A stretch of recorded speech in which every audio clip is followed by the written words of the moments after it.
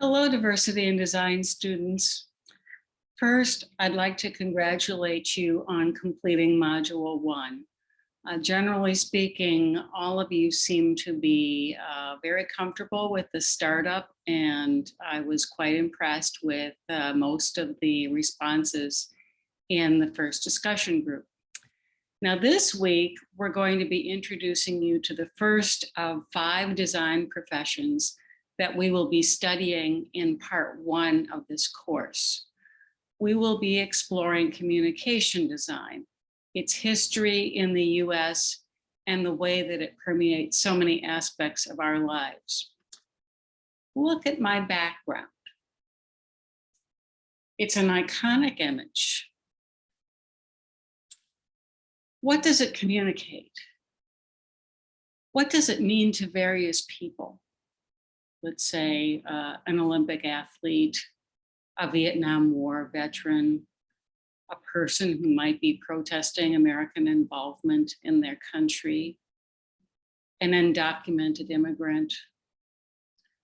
What do you think when you see an SUV driving by with US flags attached? How does this background change your impression of me, the speaker? The point is, this designed symbol communicates, and its meaning is based on context and point of view. So in this second module, we introduce you to communication design concepts in both an historic and a contemporary sense. At its core, communication design encompasses all aspects of design that are aimed at communicating with others.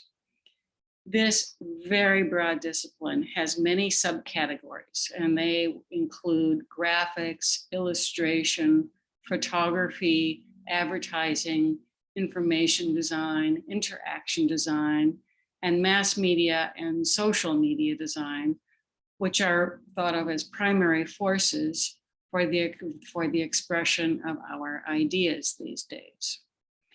Words, images, strategies, motion, and sound, whether on a page or a wall, television, laptop, or phone, are the tools that we need to communicate messages across all platforms. Equally important are the ways in which communication design permeates our everyday lives and how we both as individuals and groups participate in and impact communication design, especially in this day and age when social media is a way of life for us. Obviously, this is a lot to take in 1 week, but through carefully selected readings and videos, we hope to give you a closer look at this ubiquitous aspect of our worlds. Now, all of the materials that you have this week are intended to give you a sampling of communication design. What we're asking you to do is to connect the dots between the materials to come up with a larger understanding. If we want to use very fancy terms, we can use the term Foucault's polyhedron of intelligibility. Now, what that really means is a polyhedron is a multifaceted three-dimensional device, and it has lots of facets. And if you look at each one of them from a different point of view, or if you look at the center from each facet, you'll see many different points of view that start to form this large polyhedron. And Foucault's argument is that the more facets in that polyhedron, the better understanding of something you're going to have. So we're attempting to do that in a rather simple way. The materials are in the Module 2 folder in the weekly module menu on file on UB Learns. And we suggested that you do the following. First, as usual, watch or read the overview. Then look at the objectives. As I mentioned before, we use the objectives to develop the quiz questions. Then take on the activities for the week. And after you've completed the activities, you're ready to do the 10-question quiz, which will cover all of the materials that we have for this week. For now, if you're looking, and then of course we have our discussion group. When we're looking at the activities this week, I start out with a chapter from Croteau and Hoyne's Media Society. And it's a very long chapter, and I apologize for the length, but it's the best historical review that I can find. And what I do to make life a little easier for you is that I've highlighted the most important parts to help you focus. Then we have a very compelling short TED Talk on photographs that change the world. And this will certainly set you up well for the discussion group. Then you will read a very short article about the role of graphic design in the Black Lives Matter movement. And then you will watch a quite short video on the civil rights movement, but it's only showing you photographs. And so you're getting an impression you are being communicated with based on the photographs. And then finally, I've included a number of instructional materials on how to analyze a photograph. You will be practicing analyzing photographs in this week's discussion. We also are encouraging you this week to browse the supplementary materials to expand your knowledge of communication design. Now, know that these items are not going to be on the quiz, but they really are thought-provoking. So you might want to take a peek at them if you have the time. The first piece is a couple of short clips on war propaganda, including an excerpt from the iconic film Triumph of the Will, which was done in 1935. And it shows, in some ways, how powerful visuals and the design of Hitler's Third Reich was, how influential it really was. And so it was the design of the crowds and the design of these events that's really overpowering in those clips.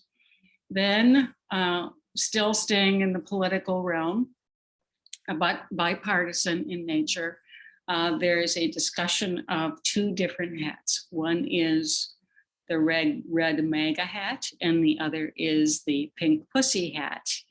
And both of those became media icons of American political power during the last administration. So it's interesting to look at what the approaches of the designers were and how powerful those designed items ended up being in terms of communication. Then we have a fascinating TED Talk on infographics and how we take numbers and data and turn it into understandable images. And then we also have a classic film called Helvetica. It's about the font or the typeface. And if you happen to be in the design professions, this should be in your video. It should be in your library. It should be in every designer's video library. The next is a website that CNN put out on deepfakes.